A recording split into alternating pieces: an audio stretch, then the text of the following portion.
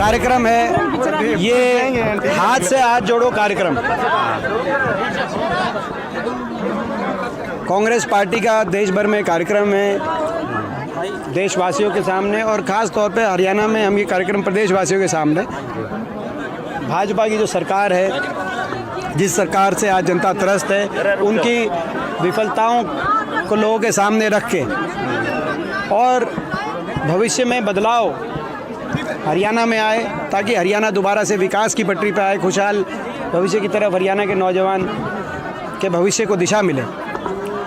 ये हम लोगों के बीच में बात, अपना संदेश लेके जा रहे हैं, और गांव स्तर पे इसकी सभाएं पूरे प्रदेश में की जा रही हैं। और आज ये चरखी गांव के अंदर बहुत ही सफल कार्यक्रम रहा कि ये धीरे धीरे प्रक्रिया है, ये तो जो है धीरे धीरे आप देख रहे हैं, कभी डेलीगेट्स की बात हो चाहे इसकी बात हो, और ये हमारी प्रक्रिया चल रही है। ये सरकार अपना बजट पेश कर रही है, हरियाणा सरकार, लगभग आप इसको अंतिम पूर्ण बजट आप मानिए हरियाणा का, क्योंकि अगले साल बजट आएगा तो भी वो इलेक्शन ईयर होगा, और उसमें पूरा एक साल का बजट सरकार नहीं दे सकती अगले साल। तो अंतिम पूर्ण बजट इस सरकार का ये रहेगा। और हमारा जो है सरकार से आग्रह है कि बराए मेहरबानी, कम से कम 9 साल इस सरकार ने हरियाणा की अर्थव्यवस्था चौपट कर दी। आज महंगाई की चपेट में हर घर, हर परिवार महंगाई की चपेट में है। आज किसान परेशान है, आज प्रदेश में गरीब आदमी आज परेशान इस सरकार से, कर्मचारी परेशान है। आज बेरोजगारी में देश में सबसे आगे हरियाणा है। ऐसा बजट लेके आए कि ये जो आज हरियाणा की इतनी दुर्दशा हुई है, उसमें कुछ ना कुछ मलम लगे, ऐसा हम सरकार से कहना चाहते हैं। हमारा तो लोगों ने शुरू कर रखा है, हमारे हरियाणा के लोगों ने मिशन 2024 शुरू कर रखा है कांग्रेस के पक्ष में। अभी एक चर्चा चल रही है कि इनेलो का कांग्रेस से गठबंधन हो सकता है। कांग्रेस को कोई आवश्यकता नहीं है, हम 90 की 90 सीटों पे बहुत मजबूत हैं। इस प्रकार की बातें मैं समझता हूँ कि जो है, मेरे को कोई ऐसी इन परिस्थितियों में इस तरह की बातों की कोई गुंजाइश मुझे नहीं दिखाई देती। कांग्रेस पार्टी प्रदेश, हरियाणा प्रदेश के भविष्य को बचाने की बात लोगों के बीच में हम लेके जा रहे हैं।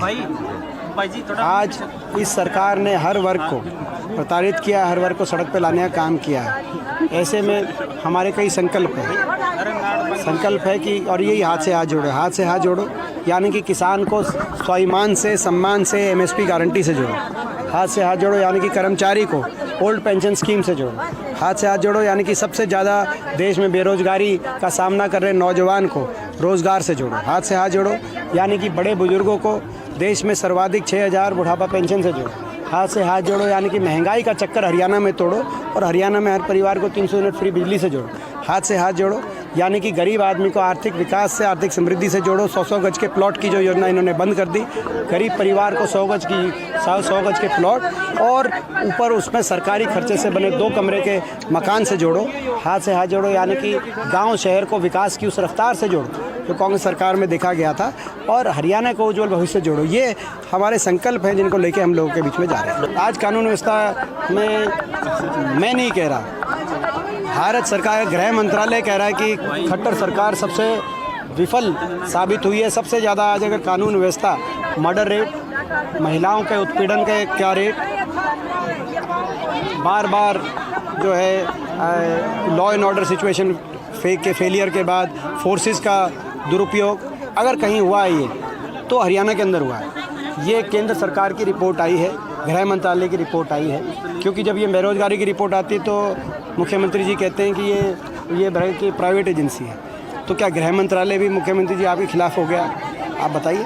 सिद्धांत ये है कि जो भी उसमें अपराधी हो, इस तरह के घृणित अपराध के पीछे जो भी कोई अपराधी हो, उसके खिलाफ कठोर से कठोर उसको सज़ा मिले, कानूनी कार्रवाई, कोई दोषी बख्शा ना जाए। ये हम मांग सरकार से करना चाहते हैं, चाहे वो लोहारू कांड हो, चाहे ये मंत्री मांग है। हमारी मांग है कि संदीप सिंह मंत्री का इस्तीफा हो, और ये पहले दिन हो जाना चाहिए था, मगर मुख्यमंत्री जी उनको बचाने में हैं।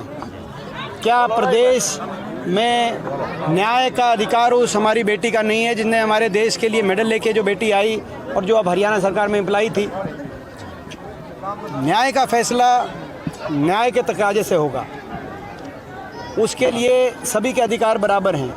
उस बेटी का भी उतना ही अधिकार है इस देश की कानून व्यवस्था, न्यायपालिका, संविधान के अंदर जितना इसका। तो संदीप सिंह का हम मांग करते हैं कि मंत्री से आखिरी आपका ये प्रश्न लेते हुए, क्योंकि आगे हमें बहुत जाना है। आपने संदीप सिंह मंत्री